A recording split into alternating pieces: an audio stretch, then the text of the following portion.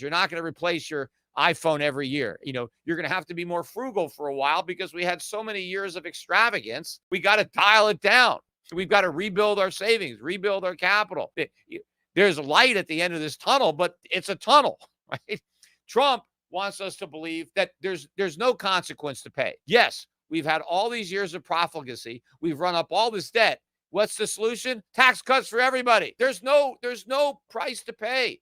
If that's the case, why were we ever concerned about the deficit, right? If we could just slash taxes now with a $37 trillion deficit, well, obviously the deficit doesn't matter because we're cutting taxes in the face of it. We don't have to cut entitlements. They're off the table. In fact, we're increasing entitlements. That's what Trump is doing with Social Security. When you eliminate the tax, that is the same thing as increasing the benefits. Because when Social Security pays out, let's say $1,000, and the recipient has to give the government back 200 of that 1,000, that's basically like a reduction in benefits because it actually cost the government $800, not 1,000, because they gave 1,000 and they get a 200 back. But if they don't get the 200 back anymore because there's no tax on it anymore, now it's 1,000. It's like an increasing Social Security from $800 to $1,000. That's a big increase in a program that's already bankrupt, that's already running at $100+ billion annual deficit, right? The biggest government program is going to be even more expensive. And there's no way that anything Elon Musk does can even make a tiny dent in that. And that's just one of the giveaways that Trump is championing. Anyway, I want to just end the podcast though, and I'm not going to belabor the point. I know from the comment sections, there are a lot of people that are tired of hearing about my bank, although maybe they're just more vocal in the comment section. I don't think it's a story that I could ever tire of telling because I have to tell it because there's so much government corruption here. And it's important to shine a light on government corruption. Otherwise, it's going to continue. It's going to get worse. I mean, if you just let it happen and nobody talks about it, no one complains about it, you're just going to get more of it, right? The politicians are going to see that they can get away with it if nobody holds them to account, which is one of the primary reasons I filed a federal civil rights lawsuit on Monday here in federal court in Puerto Rico against former IRS Chief Jim Lee, current OSIF commissioner here in Puerto Rico, Natalia Zaccaria, the guy who they appointed to be the receiver of my bank, who's now been overseeing the complete disaster for the last 28 months when he's been sitting on a pile of cash and hasn't sent a nickel of it to the customers, but he sends plenty of it to himself. 15, 20 grand a month goes in his own pocket. He's got a great gig for somebody who had zero banking experience the day he was put in charge of my bank for no reason.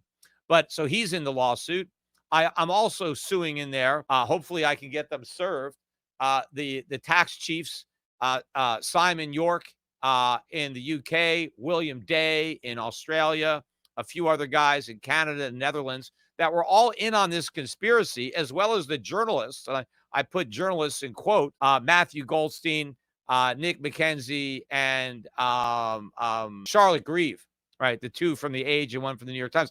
We'll see if I can, get them into the conspiracy. A lot of it, I've named them as defendants. Whether they stay on as defendants, a lot of it will depend on discovery and the information. I have my suspicions. But remember, the reason I held off on filing this lawsuit for as long as I did was because I had suspicions that there was a conspiracy and, this wasn't on the up and up because the commissioner told so many lies to justify what she did. Because remember, before she shut down my bank, she enthusiastically supported the sale of the bank. She loved the idea. She blessed it. She was great with it.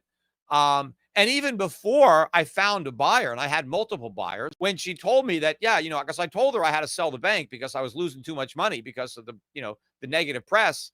She's like, okay. And I said, if I don't find a buyer, I need to shut it down. And I was nervous because, I didn't want her, because I had low capital at the time, and I didn't want her to put the bank into receivership. So I expressed that concern.